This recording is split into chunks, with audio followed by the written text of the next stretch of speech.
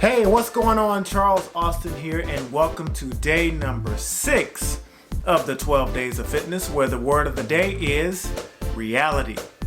But before we jump into it, make sure you hit that subscribe button right below and go ahead and turn those notifications on so you can be alerted every time I make a new video.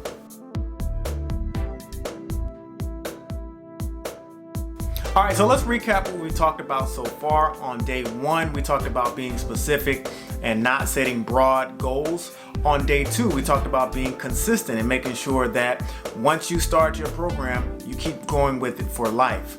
On day 3, we talked about having fun and making sure that you are enjoying the foods that you're eating and enjoying the exercises that you're doing. On day 4, we talked about being diverse and making sure that you're mixing it up so that you're not always doing the same things over and over again.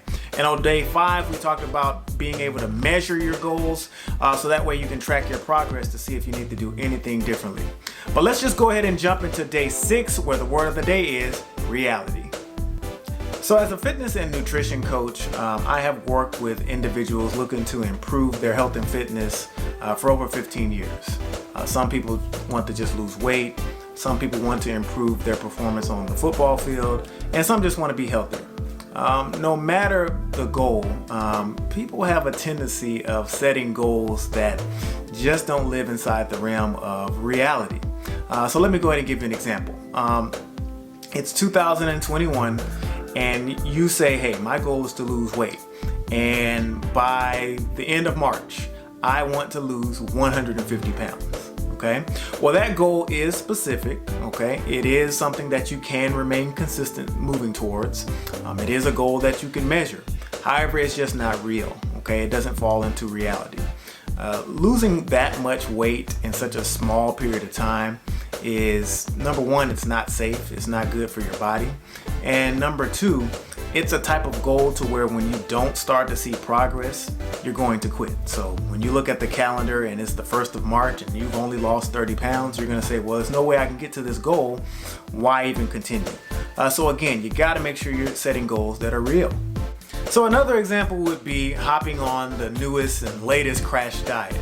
And people love to do this every day, and especially towards the new year. Everybody's jumping on crash diets. And of course, the goal is to lose weight fast. Okay, now if you're not exactly sure what a crash diet is, it basically means that you're cutting out entire food groups. So for example, you may hop on a diet where it's telling you to not eat a lot of carbs, or some of them even tell you to not eat carbs at all. Well, this is another one of those examples of something that just doesn't live inside the world of reality. Carbohydrates are important. Your brain requires lots of carbohydrates to function properly.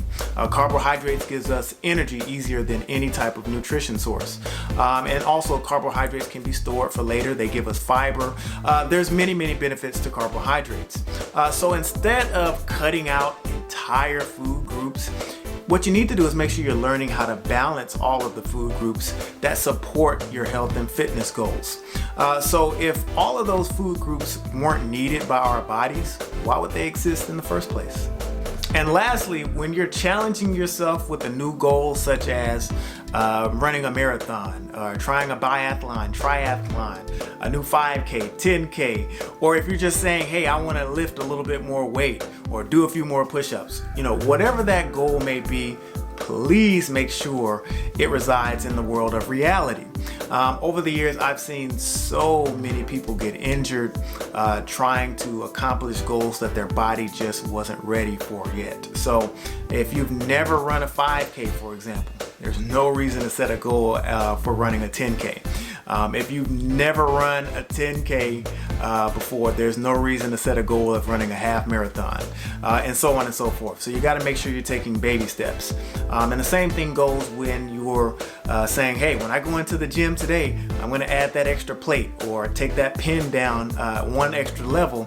Make sure you're ready for it, because being injured is the fastest way to quit, because once your body doesn't work, you're not going to work either. All right, so let's go ahead and recap what we talked about today. Remember, the word of the day is reality. So when we're setting our goals, we want to make sure that they're goals that we can actually achieve.